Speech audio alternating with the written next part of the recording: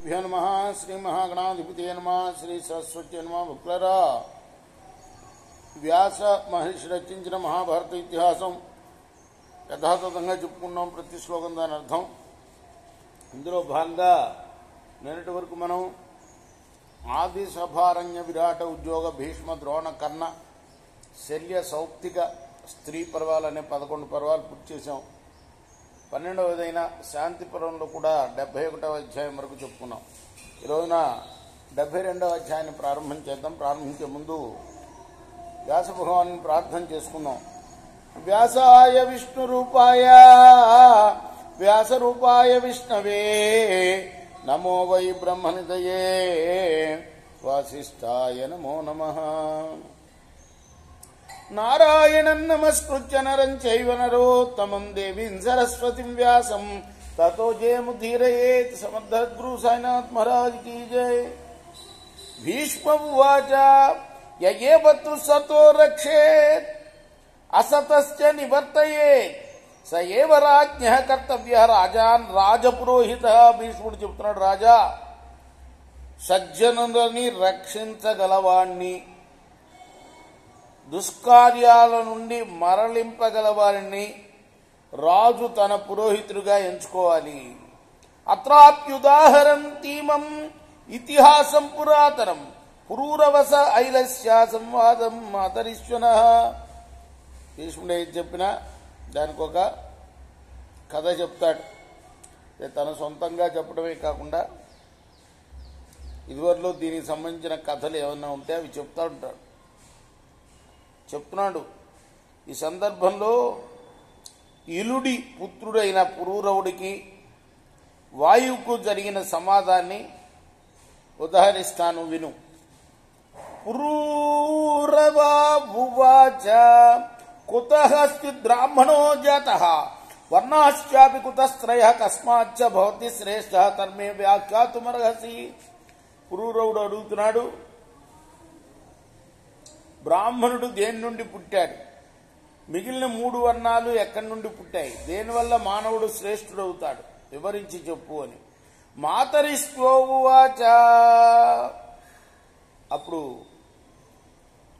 వాయువు చెప్తున్నాడు, బ్రాహ్మణో ముఖతః సృష్టః బ్రహ్మణో రాజ్యసత్తమ బాహుభ్యాం క్షత్రియ సృష్ట ఊరుభ్యాం వైశ్యేవజ. బ్రహ్మము నుండి బ్రాహ్మణుడు, బ్రహ్మ ముఖం నుండి బ్రాహ్మణుడు, బాహువుల నుండి క్షత్రియుడు, తొడల నుండి వైశ్యుడు పుట్టాడు. వర్ణానాం పరిచర్యార్థంత్రయాణం భరతర్షభ వర్ణశ్చతుర్థ పశ్చాత్తు పద్భ్యాం శూద్రో వినిర్మిత. ఈ 3 వర్ణాల వాళ్ళ పరిచర్య కోసం 4వ వర్ణమైన శూద్రుడు పాదాల నుండి పుట్టాడు. ఎవరు? బ్రహ్మ పాదాల నుండి. బ్రాహ్మణో యజాయమానో హి పృథివ్యామనుజాయతే ఈశ్వర సర్వభూతానాం ధర్మకోశస్య గుప్తయే. బ్రాహ్మణుడు పుడుతూనే భూమి మీద ధర్మకోశాన్ని రక్షించడం కోసం సర్వప్రాణులకు కూడా ఈశ్వరుడుగా నిలిచాడు. అతః పృథివ్యాయం తారాం క్షత్రియం దండధారిణిం ద్వితీయం వర్ణమకరోత్ ప్రజానామనుగుప్తయే. తర్వాత బ్రహ్మ పృథ్వీని శాసించడానికి దండధారణలో సమర్థమైన 2వ వర్ణుడైన క్షత్రియుణ్ణి నియోగించాడు.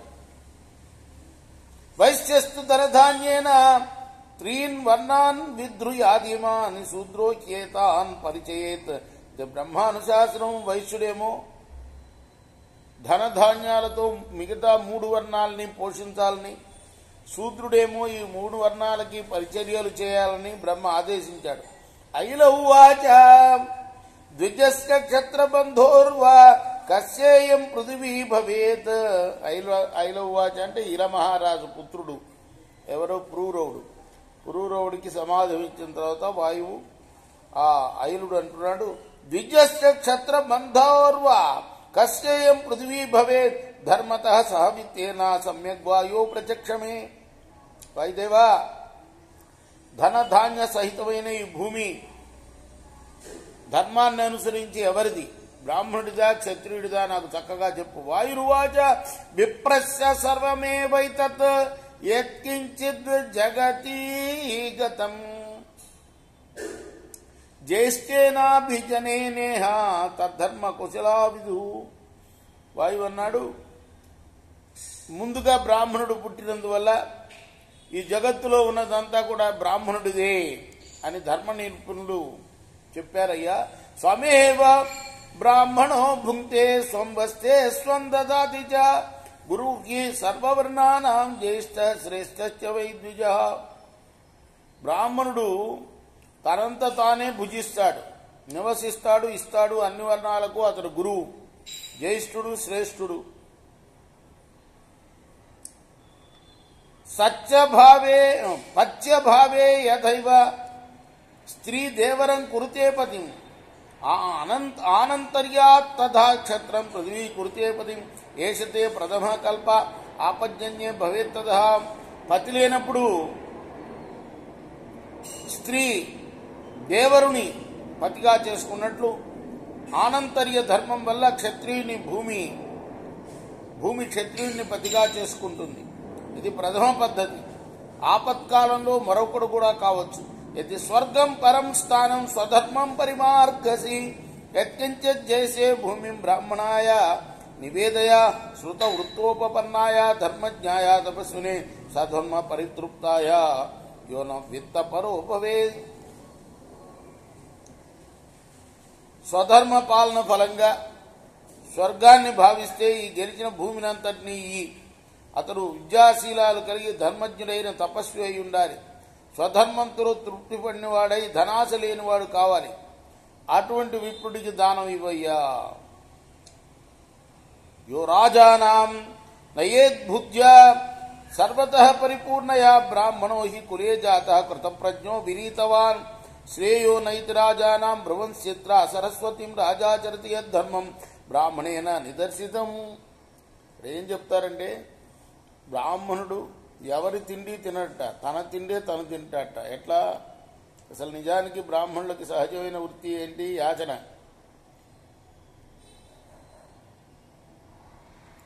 లేదా పంటలు పండిన తర్వాత, కోసిన తర్వాత అక్కడ ఏమన్నా ధాన్యం రాలితే అవి తీసుకెళ్ళి వాటిని పోగు చేసుకొని సంవత్సరంతా దాచుకోవాలి. ఇది అయితే శాస్త్రాలు ఏం చెప్తాయంటే, బ్రాహ్మణుడు చేసే నిత్యాగ్నిహోత్రం మూలకంగానే లేదా బ్రాహ్మణుడు రాజుల చేయించే యజ్ఞాల మూలకంగానే వర్షాలు పడతాయి. ఆ వర్షాల వల్ల పంటలు పండుతాయి. ఆ పంటలు తింటాం కాబట్టి దీనికి బ్రాహ్మణుడే కర్త అని కూడా చెప్తాయి. బ్రాహ్మణుడి వల్లే వర్షాలు పడ్డాయి కాబట్టి బ్రాహ్మణుడే తనదే తాను తింటున్నాడు అని.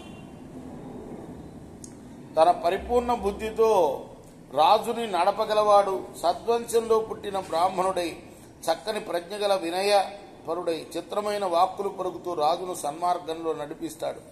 ఆ బ్రాహ్మణుడు నిర్దేశించిన ధర్మమే రాజు ఆచరణలో పెడతాడు. శుశ్రూషురణహంవాది క్షత్రధర్మ ప్రతిష్ఠిత తావతా సత్కృత ప్రాజ్ఞ చిరం యశసి తిష్టతి తస్య ధర్మస్య సర్వస్య భాగీ రాజపురోహిత. ధర్మాల్ని శ్రద్ధగా వినాలనుకునేవాడు, అహంకార వాక్యాలు పలకనివాడు, క్షత్రియ ధర్మం మీద నిష్ఠగలవాడు అయిన రాజు బ్రాహ్మణుడు చెప్పిన ధర్మాన్ని ఆచరిస్తే గౌరవాన్ని పొంది చాలా కీర్తి పొందుతాడు. ఆ రాజు ఆచరించే ధర్మంలో పురోహితుడికి భాగం ఉంటుంది. ఏవమేవ ప్రజా సర్వ రాజానభిసంశ్రిత సమ్యక్ గురుత్వ స్వధర్మస్థ నకుతశ్చిత్ భయాన్విత. ఇలా ప్రజలందరూ కూడా రాజాశ్రయంలో సత్ప్రవర్తనతో తమ తమ ధర్మాల యందు నిష్ఠ కలిగి ఉంటే ఎన్నడూ వారికి భయం ఉండదు. రాష్ట్రే చరంతీయం ధర్మం రాజ్ఞా సాత్వభిరక్షిత చతుర్థంతస్య ధర్మస్య రాజా భాగంతు విందతి. ఇలా రాజు రక్షణలో ఉన్న రాష్ట్ర ప్రజలు ఆచరించే ధర్మంలో 4వ భాగం రాజు పొందుతాడు. చాలా గొప్ప విషయం. రాజు ధర్మాన్ని రక్షిస్తాడు. ఎక్కడ ధర్మం జరగకుండా, దొంగతనాలు జరగకుండా, దోపిడీలు జరగకుండా రక్షిస్తాడు. ప్రజలు వాళ్ళ వాళ్ళ ధర్మాలను వాళ్ళు పాటిస్తూ ఉంటే వాళ్ళు చేసే పుణ్యంలో 4వ వంతు రాజుకు అందుతుంది. ఎందుకంటే ఆయన ఉంటేనే ఇలా చేయగలుగుతున్నారు కాబట్టి. దేవా మనుష్యాపిత్రహ గంధర్వోరగ రాక్షసాయజ్ఞమేవోపజాయంతి జీవంతి నాస్తి జ్యేష్ఠమ రాజుకి దేవతలు, మానవులు, పితరులు, గంధర్వులు, ఉరగులు, రాక్షసులు వీరందరూ కూడా యజ్ఞాన్ని ఆధారం చేసుకుని బతుకుతున్నారు. ఆ యజ్ఞం రాజు లేని దేశంలో ఉండదు. ఇతో దత్తేన జీవంతి దేవతా పితరస్తదా రాజన్యేవాశ్చ ధర్మస్య యోగక్షేమ ప్రతిష్ఠిత. ఏ లోకంలో వారిచ్చిన దాంతోనే దేవతలు, పితృదేవతలు బతుకుతున్నారు. ఈ ధర్మం యొక్క యోగక్షేమాలు రాజు మీదే ఆధారపడి ఉంటాయి. ఛాయాయామప్సు వాయోచ సుఖముష్ణేది గచ్చతి అగ్నో వాససి సూర్యేచ సుఖం శీతేది గచ్చతి. వేసవిలో వేడిగా ఉన్నప్పుడు నీడలోను, నీళ్లలోను, చల్లని గాలిలోను సుఖం పొందుతాడు. శీతాకాలంలో చలిగా ఉన్నప్పుడు అగ్ని వల్ల, దుప్పటి వల్ల, సూర్యుడి వల్ల సుఖం పొందుతాడు. శబ్దే, స్పర్శే, రసే, రూపే, గంధే చ రమతే మనః తేషు భోగేషు సర్వేషు నభీతో లభతే సుఖం అభయస్య హి యో దాత తస్సైవ సుమహత్ఫలం నహి ప్రాణ సమందానం త్రిషు లోకేషు ఉజ్యతే. శబ్ద, స్పర్శ, రూపరసగంధాలు వీటితో మనస్సు సుఖపడుతుంది. ఈ భోగాలన్నీ ఉన్నా కూడా భయపడితే ఉండేవాడు సుఖం పొందలేడు. వాడికి అభయం ఇచ్చేవాడిదే గొప్ప ఫలం. ప్రాణదానంతో సమానమైన దానం ముల్లోకాల్లో మరొకటి లేదు. ఇంద్రో రాజా, యమో రాజా, ధర్మో రాజా, తథైవచ రాజా బిభర్తి రూపాణి రాజ్ఞా సర్వమిదం ధృతం. అలా అభయమిచ్చే రాజే ఆయనే ఇంద్రుడు, ఆయనే యముడు, ఆయనే ధర్మం. అన్ని రూపాలు రాజు ధరిస్తాడు. అంచేత రాజే ఇదంతా ధరిస్తున్నాడయ్యా. ఇది శ్రీ మహాభారతీయ శాంతి పర్వణి రాజధర్మానుశాసన పర్వణి 270తమోధ్యాయ. ఇది వ్యాస మహర్షి రచించిన మహాభారత ఇతిహాసంలోని శాంతి పర్వంలోని 72వ అధ్యాయం. రేపు 73వ అధ్యాయం చెప్పుకుందాం. కృష్ణార్పణమస్తు. సాయి కృష్ణార్పణ.